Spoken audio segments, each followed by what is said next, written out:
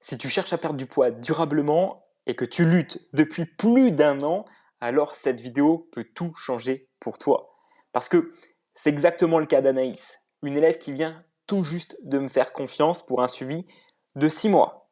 20 ans de régime, un corps épuisé et pourtant, comme elle, tu fais peut-être tout bien. Du moins, tu estimes faire des efforts qui vont dans le sens que tout le monde te partage sur les réseaux sociaux. Et pour autant, tu n'es pas satisfait de tes résultats. Limite, tu prends du poids alors que tu devrais en perdre. Et crois-moi, il y a une clé derrière tout ça. Et c'est ce que je vais te révéler dans cette vidéo complète, où l'objectif ici, c'est que je puisse te partager la stratégie que je mets en place avec Anaïs pour faire décoller ses résultats sur le premier mois. Et tu verras que ce que je mets en place, ce n'est pas anodin. Alors reste attentif jusqu'à la fin. Parce que Anaïs, il faut bien comprendre que ce n'est pas une débutante, c'est une combattante. Elle a 42 ans. Elle fait des régimes depuis la primaire. Elle a fait une greffe de rein qui est maintenant stable. Elle a un cardio qui est relativement faible. Pourquoi? Parce qu'en fait, il y a quelques mois de ça, elle faisait que très peu de marche. Et là, elle reprend progressivement. Elle se sent seule dans ce combat depuis bien trop d'années. D'ailleurs, elle est souvent incomprise par sa famille et par ses amis qui la voient se battre, qui la voient manger sainement, pendant que eux font souvent tout l'inverse. Mais Anaïs, elle sait ce qu'elle veut. Et c'est ça qui est le plus important. Et je vais te dire, ça fait un an qu'elle veut collaborer avec moi, mais financièrement, à ce moment-là, ce n'était pas la meilleure période pour elle. Donc, elle a remonté la pente et ensuite, elle m'a recontacté. Parce qu'elle a compris une chose, et après, c'est normal. Je ne suis pas Patrick, le mec qui essaie de te faire réussir. C'est pas ce que je propose. Aujourd'hui, je suis coach diplômé depuis 2018. J'ai moi-même perdu 22 kilos et depuis, ce sont des centaines de personnes que j'ai transformées. Et de toi à moi, en fait, les gens ne viennent pas me voir en attendant une méthode miracle ou en attendant que ça soit facile ou juste avoir des simples conseils de nutrition. Parce que ça, en fait, ils ont déjà tout essayé et souvent sans résultat. Un peu comme Anaïs qui, depuis des années, fait confiance à des nutritionnistes. Mais quand ça fait plus de 20 ans que tu luttes avec les mêmes choses, tu ne dois plus continuer dans la même direction, sous peine de répéter les mêmes schémas indéfiniment, et de toi à moi. C'est pas ce que tu as envie. Donc, en fait, ce qu'elle pensait bien faire, je vais te le dire, sur le papier, c'était irréprochable. Alimentation saine, 7 jours sur 7. Mieux que moi, limite. Une discipline qui en ferait rougir plus d'un. Elle faisait minimum 5000 pas par jour. Donc ça, c'est très bien, c'est une bonne base qui peut être encore à faire évoluer. Mais en fait, la réalité du terrain, c'est quoi? C'est la réalité calorique que je veux te partager aujourd'hui. Sans le savoir, tellement qu'elle mangeait sain, et ça depuis longtemps, elle mangeait à peine 1300 calories par jour. C'est en dessous de ses besoins vitaux, en dessous de ce que réclame son corps, juste pour bien être en forme, sans même parler de faire de sport, de prendre du muscle et autres, juste pour survivre et lui fournir ce que son métabolisme et son corps a le plus besoin.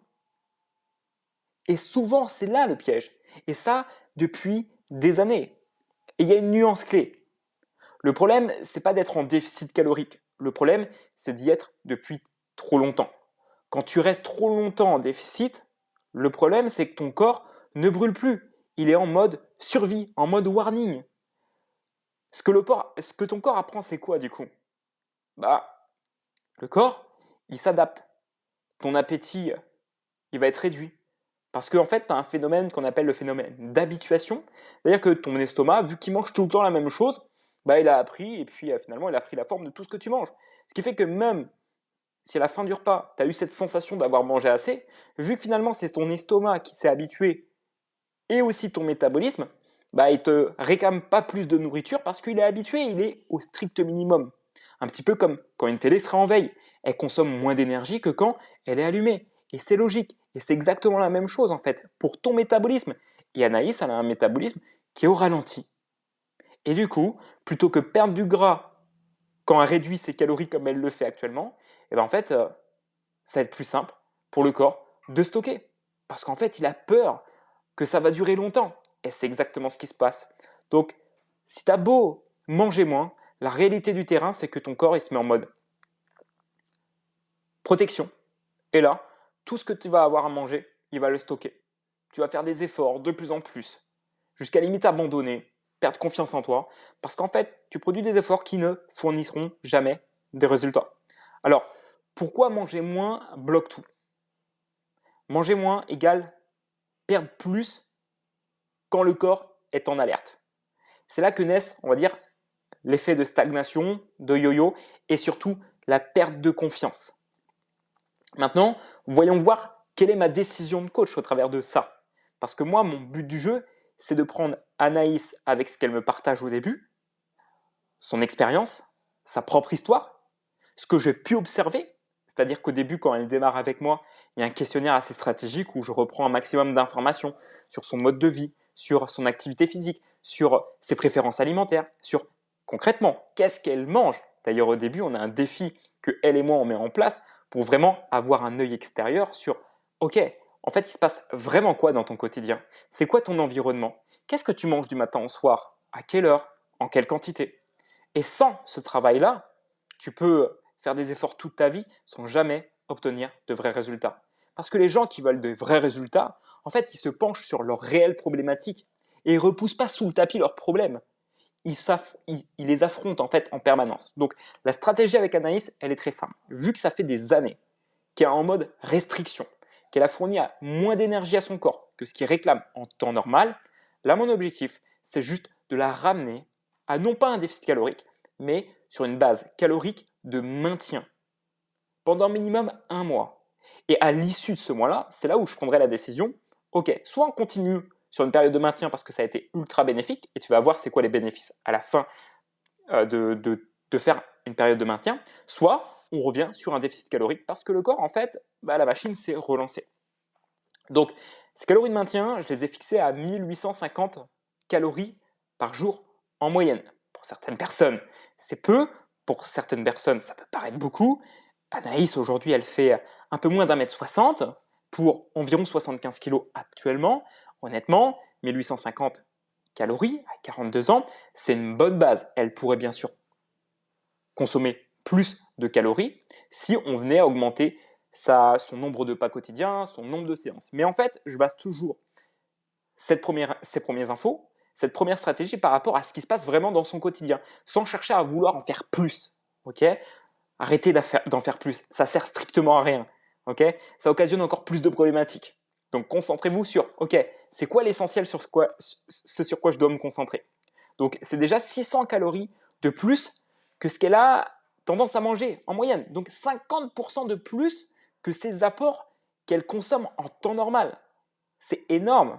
Et même pour aller jusqu'au 1850, c'est ce que je lui disais en appel, c'est que peut-être qu'elle va avoir l'impression où son estomac sature, où elle se dira putain, mais je comprends pas, il faut que je mange tout ça et j'y arrive pas. Et c'est pour ça qu'elle peut choisir d'y aller palier par palier. C'est ça qui est bien. Ce qui peut changer quand on va faire ça, c'est quoi? Les résultats possibles, c'est, sans même parler de déficit, hein, un tour de taille qui va descendre, une énergie qui va augmenter, le gras qui va baisser et un boost de confiance. Parce que quand tu as plus d'énergie, quand tu vois des premiers résultats concluants, en essayant quelque chose de différent, qui est humain, qui est normal, qui suit une expertise, qui suit un cadre, en fait, c'est juste trop bien. Donc retiens que parfois le corps, en fait, il n'avait pas besoin de plus, moins de calories, mais juste qu'on l'écoute, qu'on l'observe, qu'on voie les signaux faibles. Donc là, avec Anaïs, ce qui va se passer, c'est qu'elle va se transformer. Elle va obtenir des nouveaux résultats. Elle va se sentir fière. D'autant plus qu'en parallèle, on va relancer progressivement la course à pied. Ah ouais, ça paraît dingue à 42 ans de se dire que j'ai envie d'avoir un meilleur cardio. Et je peux t'assurer une chose, dans 90 jours, dans 6 mois, Anaïs, elle pourra courir 30 minutes, peut-être 1 heure sans s'arrêter. Pourquoi? Parce qu'elle a la bonne stratégie. Pourquoi? Parce qu'on ne va pas changer tout du jour au lendemain. Pourquoi? Parce qu'on ne va pas se concentrer sur tout. On va mettre une brique après l'autre. Parce que souviens-toi qu'une maison, ça ne se construit pas en commençant par le toit. Ça se construit en commençant par les fondations. Et tant que les fondations ne sont pas solides, ça ne sert à rien de structurer autour, de faire plus de sport, de prendre des compléments alimentaires. Vraiment, concentrez-vous sur les choses les plus simples. C'est ça, aujourd'hui, ce que je transmets. Maintenant, c'est clair que si tu te reconnais un petit peu dans ce parcours, que là, tu te dis, ah ouais, en fait c'est ce qui m'arrive. Moi aussi, je me restreins. Moi aussi, je ne peux plus me faire plaisir. Moi aussi, j'ai l'impression d'être privé, d'en faire toujours plus et pas obtenir de résultats. Écris-moi sur Instagram. Parce que, comme Anaïs, on peut adapter une stratégie à ton histoire, pas une règle générique. Et j'insiste sur ça. Chacun a son histoire, chacun a son parcours, chacun a son mode de vie, chacun a des objectifs différents. Tu ne peux plus te satisfaire de faire comme tout le monde. Tu es unique. Prends ça en compte, sinon, crois-moi, tu vas patiner dans le vide pendant de nombreuses années. Et le problème, c'est que ça fait chier en fait. Alors que tu pourrais, là, avec la bonne stratégie adaptée à toi et juste de la patience, obtenir des vrais résultats qui vont te satisfaire. Donc, c'était la première vidéo par rapport à Naïs sur son mois numéro 1. Retiens du coup que je vais la mettre en maintien calorique, qu'on va reprendre un petit peu la course à pied avec une séance sur la semaine 1, puis on va passer à 2 séances qui ne dépasseront pas 30 minutes sur chacune des séances, en gardant comme base aussi sa marche quotidienne où elle fait en moyenne 6000 plats. Donc, on va la faire manger plus parce que c'est l'une des stratégies clés pour permettre à quelqu'un de relancer son métabolisme, de perdre du gras, de perdre des centimètres de tour de taille, d'augmenter l'énergie et enfin en finir avec ses régimes. Bannis-moi ce terme de ton vocabulaire. Parle d'avoir un nouveau mode de vie sain, équilibré, qui correspond à tes vrais besoins et qui va te guider tout au long de ta vie. Donc si tu, comme Anaïs, toi aussi tu veux ta propre stratégie et qu'on joue à long terme plutôt que viser sur 1 ou 2 mois, écris-moi sur Instagram ce que tu veux et crois-moi, je viendrai personnellement pour répondre à toutes tes questions. C'était dit. On se dit quoi? À très vite. Let's go!